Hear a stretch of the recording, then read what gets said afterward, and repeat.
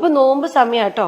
അപ്പം രാത്രിയാണ് പോയി അഡ്മിറ്റ് ചെയ്യേണ്ടത്. അപ്പൊ എന്റെ ഒരു ആഗ്രഹമായിരുന്നു, യൂട്യൂബ് ചാനൽ ഇങ്ങനെ ഉണ്ടല്ലോ, അപ്പൊ പിന്നെ ഒരു മെമ്മറി ആയിക്കോട്ടെ, ഇത് ഷൂട്ട് ചെയ്യണം എന്നൊക്കെ എന്റെ സിസ്റ്ററിന്റെ മോനോടൊക്കെ പറഞ്ഞ്. സത്യം പറഞ്ഞാൽ അന്ന് നോമ്പ് സിസ്റ്ററിനും ഇക്കൊക്കെ ഉണ്ട്. നമ്മള് പൊറോട്ടയും ബീഫ് കറിയൊക്കെ കഴിച്ചിട്ടാണ് ഞാൻ ഡെലിവറിക്ക് പോയത്. അറിയോ? അതൊരു ഭയങ്കര കോമഡി. അന്ന് ഞങ്ങൾ റെസ്റ്റോറന്റിൽ പോയപ്പോ കുറെ പേരുണ്ടായിരുന്നു. അപ്പൊ എല്ലാവരും എന്നാ ഡെലിവറി നമുക്ക് പറയാൻ പറ്റും, ഇപ്പൊ പോവാന്ന് പറയാൻ പറ്റില്ലല്ലോ. ഞാൻ ഇല്ല, അടുത്ത് തന്നെ ഉണ്ട്, ആയല്ലേ, ഡേറ്റ് ആയല്ലേ. അപ്പൊ ഞാൻ പറയും, പഠിച്ചോൻ ഇതിപ്പോ നേരെ ഹോസ്പിറ്റൽ, അവര് നാളെ വിചാരിക്കും. ഫോൺ നോക്കുമ്പോ ഷംന കസിൻ പ്രസവിച്ചേ, ഈ കുട്ടി ഇന്നലെ ബിരിയാണി അവിടെ പൊറോട്ടയും ബീഫ് കറിയും കഴിച്ചോണ്ടിരിക്കും. നമ്മൾ വീട്ടിൽ നിന്ന് ഇറങ്ങി ഫുഡൊക്കെ കഴിച്ച് അപ്പൊ എന്റെ ഇക്ക പറയായിരുന്നു, ഇത് കല്യാണത്തിന് പോകുന്ന പോലെ ഉള്ളു ഡെലിവറിക്ക് പോണേ. പേടിയൊന്നുമില്ല. എനിക്കറിയില്ലല്ലോ, അങ്ങനെ നമ്മളങ്ങനെ ഇത്രയും പ്രതീക്ഷിക്കുന്നില്ലല്ലോ. അത് കഴിഞ്ഞ് പിന്നെ കുറച്ച് കഴിഞ്ഞപ്പം ഈ മൊബൈലൊക്കെ കൊണ്ട് അവൻ എടുക്കാൻ വരും. അപ്പൊ ഞാൻ അതൊക്കെ അതിലുണ്ടാവും, പോന്നൊക്കെ പറയണ്ട. പക്ഷെ അതൊരു മെമ്മറി. ഇപ്പൊ കാണുമ്പോ നല്ല അടിപൊളിയായിട്ടുള്ള ഭയങ്കര മെമ്മറി. നമ്മുടെ റോക്കി ബൈ പോരാളി വ്ളോഗിങ്ങിൽ പോരാളി. അതെ. ഓക്കെ, നമ്മുടെ ഗർഭകാലം ഇവിടെ അവസാനിച്ചു. ഇനി കരിയർ സിനിമ. ഞാൻ കരുതി ഫസ്റ്റ് ഇത് എടുക്കുന്ന വിചാരിച്ചേ.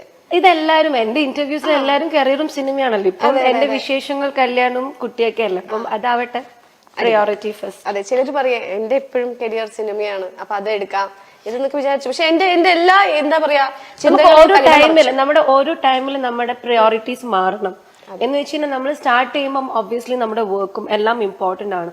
ബട്ട് ഒരു പെൺകുട്ടിക്ക് കല്യാണം വെരി ഇമ്പോർട്ടന്റ് ആണ് ലൈഫിൽ. അത് കല്യാണം കഴിക്കാത്ത ആൾക്കാർക്ക് അങ്ങനെ ഞാൻ ഒരു മോശമായിട്ട് പറയുന്നല്ല, ബട്ട് അത് ആഗ്രഹിക്കുന്നവർക്ക് ആ ഒരു പ്രയോറിറ്റി ഇമ്പോർട്ടന്റ് ആണ്. അത് കഴിഞ്ഞ് അവരുടെ ഒരു ഫാമിലി ലൈഫ് അതൊരു ഇമ്പോർട്ടന്റ് ഘടകമാണ്. അപ്പൊ ഇതൊക്കെ ഞാൻ ആഗ്രഹിച്ചൊരു വ്യക്തിയാണ്. അപ്പം ഒബ്വിയസ്ലി കരിയറും ഉണ്ട് ഇപ്പൊ എനിക്ക്.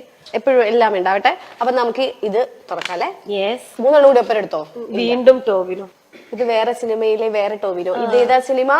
പാട്ടുള്ള സിനിമ എനിക്ക് ഭയങ്കര ഇഷ്ടമാണ്. പറയൂ, സിനിമയുടെ പേര് പറയുന്ന. എല്ലാരും. അപ്പൊ ഒരു തല്ലുമാലയുമ്പോ തള്ളായിട്ടുള്ള റിലേറ്റഡ് ക്വസ്റ്റ്യൻ ആണെന്ന് തോന്നുന്നുണ്ടോ? അത് എന്താണാവോ?